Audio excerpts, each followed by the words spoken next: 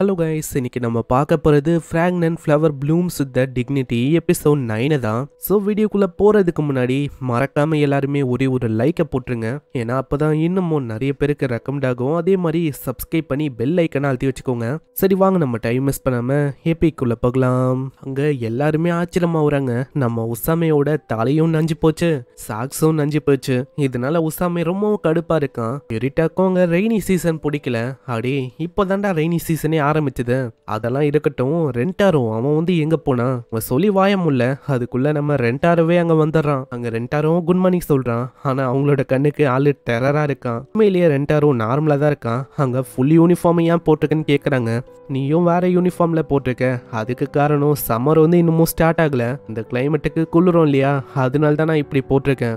அந்த இடத்துல நம்ம ரெண்டாரோ பத்தி தான் அவங்க பேசுறாங்க. ஏன்னா ரெண்டாரோ ஏதோ ஒன்றை மறைக்கிற மாதிரி இருக்கு, ஏத்து விஷயமா இருக்குமோ அப்படின்னு அவங்க யோசிக்கிறாங்க. நீங்க கவலைப்படாதீங்க, கண்டிப்பா அவன் மறைக்க மாட்டான். ஏதாச்சும் சொல்லணும்னா கண்டிப்பா நம்மளுக்கு சொல்லுவான். அங்க ரெண்டாரோவும் சொல்றான், உண்மையை சொன்னா நாங்க 2 பேரும் அன்னைக்கு அக்வேரியம்க்கு போனோம். இந்த விஷயம் என்னோட மண்டையில இருந்து வெளியில போகவே மாட்டேன். ஒரு சைடு இவங்க வந்து கியோக்கோ பொண்ணுங்களை பத்தி பேசுறாங்க. அங்க இவங்களோட யூனிஃபார்ம் வந்து மாறி இருக்குல்ல, அப்ப அவங்களதும் மாறி இருக்கும் அப்படின்னு பேசுறாங்க. நம்ம ஹீரோ காரு பத்தி யோசிச்சு பாக்குறான். அங்க அவன் என்ன பண்ணிருப்பான், கண்டிப்பா சுபாரு கூட பேசிக்கின்னு டைம் ஸ்பெண்ட் பண்ணிருப்பான்னு நினைக்கிறேன். ஆனா என்னன்னு தெரியல, எனக்கு ஒரு மாதிரி ஃபீல் ஆகுது. அந்த ஃபீலிங் அது வந்து கொஞ்சம் கொஞ்சமா என் மேல கண்ட்ரோல் எடுக்க ஆரம்பிக்குது. இப்படி இவன் யோசிக்கும் போது திடீர்னு அங்க உசாமி கூப்பிடுறான். ரெண்டாரோ ரெண்டாரோ அங்க ரெண்டாரோ திடீர்னு அங்க எழுதுக்கிறான். என்ன விஷயம்னா, மித்தம்க்கு அப்புறமா சும்மா வெளியில போலாம் அப்படின்னு பிளான் பண்ணிருக்கோம். அதனால ஒரு கேங்கா நாங்க எல்லாருமே உன்னோட பிளேஸுக்கு வரலான்னு இருக்கோம். அந்த இடத்துல நம்ம ரெண்டாரோவும் யோசிக்கிறான், இதுக்கு முன்னாடி என்னோட பிளேஸுக்கு வந்தது இல்ல, அதே மாதிரி என்னோட ஃபேமிலியை பத்தியும் தெரியாது. ஒரு சைடு அவனுக்கு பாஸ்ட் எல்லாம் ஞாபகம் வருது. ரெண்டாரோட ஃபேமிலி கேக் ஷாப்பை ரன் பண்ணா, இது வந்து அவனுக்கு சூட் ஆகல, இப்படி சொன்ன விஷயம்லாம் ஞாபகம் வருது. ஆனா அப்படியெல்லாம் இவங்க சொல்ல மாட்டாங்க அப்படின்னு அவன் யோசிக்கிறான். அங்க இப்படி இவன் மும்முரமா யோசிக்கிறத பார்த்து நம்ம உசாமி அங்க கத்துறான், அடே ரெண்டாரோ நான் மன்னிச்சிடுறான், நான் ஏதாச்சும் தப்பா சொன்னா நம்ம வந்து என்னோட இடத்துக்கே போலாம், இல்ல பரவாயில்ல நம்ம சாட்டர்டே என்னோட இடத்துக்கே போகலாம். அங்க இதை கேட்கிற பசங்களுக்கும் அவ்வளோ ஹாப்பி ஆயிடுது. அங்க எல்லாருமே ஒத்துக்கலாங்க போகலான்னு. சீன்ல கேக் ஷாப்பை பார்த்தோன்னே அப்படி வியந்து போறாங்க. ரெண்டாரோ நீ ஏன்டா சொல்லவே இல்லை இது முன்னாடியே, வீடு வந்து ஒரு கேக் ஷாப்புக்குள்ளேயா இருக்கு, உண்மையிலேயே வேற லெவலு, கேக் எல்லாமே ரொம்ப அற்புதமான ஷேப்லயும் இருக்கு, புட்டிங்க இதுக்கு முன்னாடி பார்த்ததே இல்ல, வீட்டுக்கு போகும்போது நான் வாங்கலான்னு இருக்கேன். உண்மையை சொன்னா பாஸ்ட்ல சில பேர் என்கிட்ட சொன்னாங்க, ஏய் ரெண்டாரோ இதெல்லாம் உனக்கு சூட்டே ஆகாது, ஆனா அவங்கள மாதிரி ஒன்றும் இவங்கெல்லாம் இல்லவே இல்லை, நான் தேவையில்லாம அவங்கள பத்தி யோசிச்சு இவங்க கூட கம்பேர் பண்ணிருக்கேன். அங்க ரெண்டாரோட அம்மாவும் வராங்க. அவங்க கூட அவங்க பேசுறாங்க, நீங்க தான் ரெண்டாரோட அம்மாவா, உங்களோட முடி ரொம்ப கூலா இருக்கு, தேங்க்ஸ் எங்களை இங்க வர வச்சதுக்கு, அது பரவாயில்ல இருக்கட்டும். அங்க கிஃப்டையும் அவங்க தராங்க, இது உங்களுக்காக தானே, நீங்க வந்து உள்ள போங்க, உங்களுக்காக நான் ஏகப்பட்ட லஞ்ச் எல்லாம் ரெடி பண்ணி வச்சிருக்கேன், உள்ள என்ஜாய் பண்ணுங்க. அங்க அம்மாவும் ரொம்ப சந்தோஷமா தெரியுறாங்க. அவங்க போனக்கப்புறம் உள்ள வேலை செய்யற மத்தவங்க கிட்டயும் அவங்க சொல்றாங்க, இங்க வந்து நான் கொஞ்சம் வீட்டுக்கு சீக்கிரமா போறேன். அம்மா என்னாச்சு மேடம், நீங்க வந்து ரொம்ப சந்தோஷமா தெரியுது. அதுவா, உண்மையை சொன்னா நம்ம ரெண்டாரோ இருக்கால, அவனோட ஃப்ரெண்ட்ஸை இன்னைக்கு வர வச்சிருக்கான். அட இது வந்து உண்மையிலேயே ரேரான விஷயம் ஒண்டி இல்ல, ஃபர்ஸ்ட் டைம் அவன் இப்படி பண்ணிருக்கான். இந்த சைடு அவங்க வீடை பார்த்து ரொம்ப ஆச்சரியமா வராங்க. மேல சும்மா அற்புதமா இருக்கு எல்லாமே. அங்க சோஃபாலாம் அவங்க உட்காரலாம் அப்படின்னு டிசைட் பண்றாங்க. இதுக்குள்ள அவங்க அம்மா வந்து சொல்றாங்க, அட ரெண்டாரோ கொஞ்சம் எப்படிக்கா வரது, ஒரே ஒரு செகண்ட். அங்க போய் பார்த்தா நம்ம காரு வந்திருக்கா. அட காரு நீ நான் மனசுல நான் உன்னை இன்டர் பண்ணிட்டேனா, அதெல்லாம் ஒண்ணும் இல்ல, கீழே காரு வந்து கேக் வாங்கலான்னு வந்தா, உங்களோட ஃப்ரெண்ட்ஸும் வந்திருக்காங்களே, இவங்க ஜாயின் பண்ணா உனக்கு பிரச்சனை இல்லையா, காரோட ஃப்ரெண்டும் வந்திருக்கா. அங்க சுபாரு ரொம்ப நர்வஸா இருக்கா. அங்க சுபாரு கிட்டயே அவங்க சொல்றாங்க, காரோட ஃப்ரெண்டுனா கண்டிப்பா நீயும் கியோக்கோ ஸ்கூல்ல அட்டென்ட் பண்ணுவேன்னு நினைக்கிறேன், ரொம்ப நன்றிமா என்னோட பையன் கூட ஃப்ரெண்டா இருக்கிறதுக்கு. இந்த இடத்துல நம்ம ரெண்டாரோ காரோ பார்க்கும் போது அதே வியர்டான ஃபீலிங் வருமா, அதனால அவன் ரொம்ப வெக்கப்படுறான். அங்க இதை பார்த்து அவங்க அம்மா சிரிக்கிறாங்க. உங்களுக்கு விஷயம் நல்லாவே புரியுது, இவங்க 2 பேருக்கு இடையில என்ன ஒத்துன்னு. இதனால அவங்க லஞ்சை ரெடி பண்றேன்னு சொல்றாங்க. உங்களுக்கு ஏதாச்சும் ஹெல்ப் பண்ணுமா, அங்க டீ இருக்கும், அதை கொஞ்சம் எடுத்து தரியா. இந்த மாதிரி விஷயத்த ஒரு சைடு பண்றாங்க. இந்த சைடு காரு கேக்குறான், ஆமா என்னோட அவுட்ஃபிட் கரெக்டா இருக்கா, நான் வேற ஏதாச்சும் கியூட்டரா போட்டிருக்கணுமா, அதே மாதிரி என்னோட ஹேர் ஸ்டைல் அதுவும் ஒரே மாதிரி தான் இருக்கு, இல்ல நீ கியூட்டா தான் இருக்க, அட நான் நான் உண்மையிலேயே சீரியஸா இருக்கேன். ஒரு சைடு காரோ பத்தியும் அவனோட ஃப்ரெண்ட்ஸை பத்தி தான் யோசிக்கிறான். இதுதான் ஃபர்ஸ்ட் டைம் அவங்க எல்லாருமே இங்க வரது. அதுக்கப்புறம் அவங்க சமைச்சு தராங்க, எல்லாமே அவ்வளோ டேஸ்டா இருக்கு. அதை பார்க்கும் போதே நம்ம ஹீரோக்கு தெரியுது அம்மா வந்து இதுல நிறையவே எஃபர்ட் போறாங்கன்னு. அந்த இடத்துல அவங்களுக்கு வேலை வருமா, இதனால அவங்க சொல்லிட்டு போறாங்க, பசங்களா நான் கொஞ்சம் ஷாப்புக்கு போகணும், ஜாலியா என்ஜாய் பண்ணுங்க, ஏதாச்சும் வேணும்னா தயங்காதீங்க. அதே மாதிரி நீங்க தாராளமா என்னவா இருந்தாலும் கூச்சப்படாம கேளுங்க. அந்த இடத்துல அவங்க போனக்கப்புறம் நம்ம ஹீரோ கிட்ட அவங்க கேக்குறாங்க, ரெண்டாரோ நான் வந்து உன்னோட போட்டோ பார்த்தேன், அதுல உன்னோட பிரதர்லாம் இருந்தான். அப்போ நீ வந்து டை அடிக்கல, டை அடிக்கிறதும் காது குத்துனதும் இது வந்து நீ எப்போ பண்ண ஆரம்பிச்ச? அது நான் 7th கிரேட்ல பண்ணேன். அதுக்கான ரீசன் அவங்க கேக்குறாங்க. ஆமா, எதுக்காக நீ அப்படி பண்ண?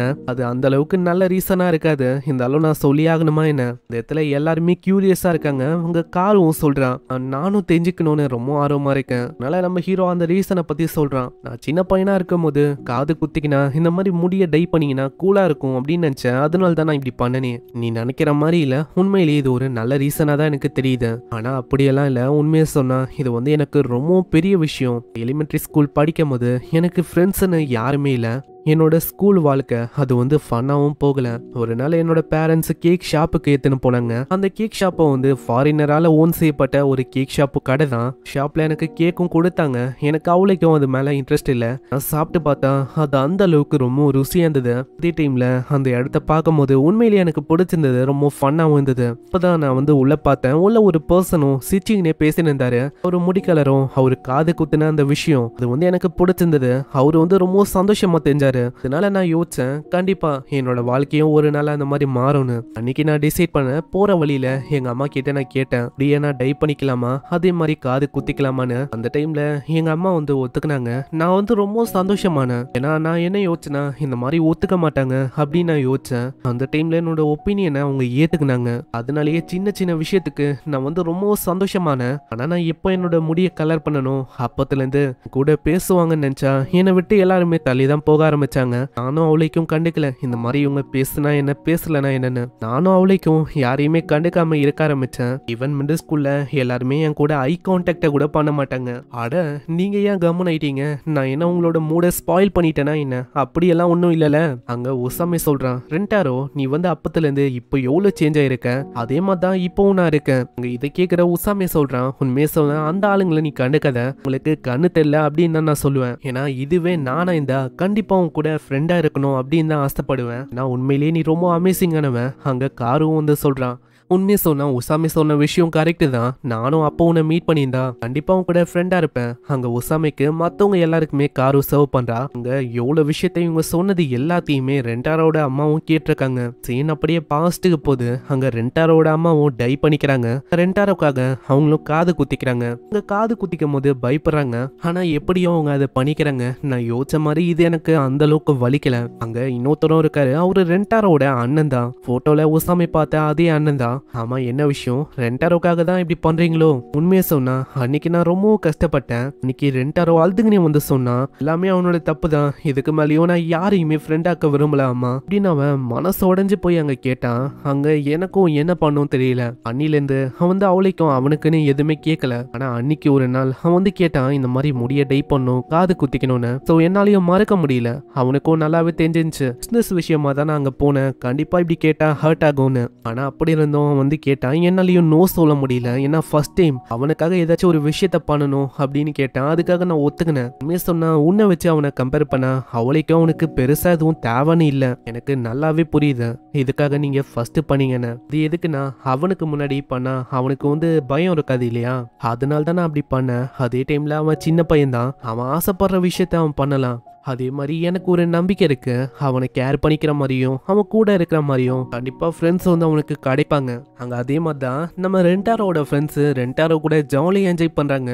அங்க ரெண்டாரோட அம்மாவும் கேட்கறாங்க, எல்லாருமே என்ஜாய் பண்றீங்களே, இந்தாங்க கேக்க வந்து நான் கொண்டு வந்திருக்கேன். நமக்கு அதை பார்த்தோன்னே அவ்வளவு சந்தோஷம். அதை அவங்க ஃப்ரிட்ஜில் வைக்க சொல்றாங்க, நீ இது அப்புறமா நம்ம சாப்பிடலாம், அதுக்கு முன்னாடி நான் உங்களுக்கு ஸ்நாக்ஸையும் தரேன். அங்க அவங்க போகும்போது நம்ம ரெண்டாரும் பின்னாடி சொல்றான், அம்மா ரொம்ப தேங்க்ஸ் இப்படி சொல்லிட்டு அவன் போறான். அங்க ரெண்டாரோட அம்மாக்கும் அவ்வளவு சந்தோஷமா இருக்கு. நெக்ஸ்ட் சீன்ல பசங்களும் அவங்க ஜாலியா என்ஜாய் பண்றாங்க. நம்ம உசாமி அங்க கேம்ல ஜெயிச்சுக்கினே இருக்கான். நம்ம ஹீரோ காருவை பார்த்து சொல்றான், நான் எதிர்பார்க்கல கேம்ல உண்மையிலேயே அற்புதமா இருக்கேன். அப்படியெல்லாம் ஒன்றும் இல்ல, கேம்லாம் ஒன்றும் நான் விளையாட மாட்டேன். என்னோட ஃபேமிலி கூட நான் அப்பப்போ சில டைம் விளையாடுவேன். அதனால தான் செகண்ட் பிளேஸ் நான் வந்தனே. அங்க உசாமியும் ரெண்டாரும் கிட்ட கேட்கறான், ஆமா நீ ஷாப்ல உதவியெல்லாம் பண்ணுவியா?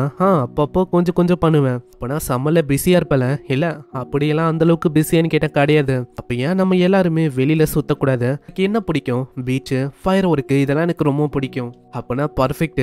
இதுக்கு நம்ம சுபாருவையும் நம்ம காருவையும் கூப்பிடலாம். இதுக்கு அவங்களும் ஒத்துக்கிறாங்க. ஆனா நம்ம சுபாரு சொல்றான், சம்மருக்கு முன்னாடி ஒரு எக்ஸாம் வருமே, அதுக்கு நம்ம வர படிக்கணும். கேட்டோன்னே நம்ம ஆளுக்கு ஒரு மாதிரி ஆயிடுது. ஏன்னா எக்ஸாம்னா அவனுக்கு ஆகவே ஆகாது. எல்லாருமே அங்க சாக்க பாக்குறாங்க. ஏன்னா அவன் தான் ஏதாச்சும் சொல்லி தருவான். இதனால ஆளே கொஞ்சம் கஷ்டப்படுறான். என்னது திரும்பவுமானு காரும் சொல்றான், என்கிட்ட ஒரு ஐடியா இருக்கு. நம்ம ஏன் குரூப்பா படிக்க கூடாது அந்த எக்ஸாமுக்கு? இப்படி இவ சொல்றதோட இங்க இந்த எபிசோட முடியுது. இந்த எபிசோட் பிடிச்சிருந்தா மறக்காம எப்படி இருந்துச்சுன்னு கீழே கமெண்ட் பண்ணி சொல்லுங்க. அதே மாதிரி லைக் ஒண்டி போட்டுருங்க. நான் உங்களை நெக்ஸ்ட் எபிசோட்ல சந்திக்கிறேன். தேங்க்யூ ஃபார் வாட்சிங். சைனரா.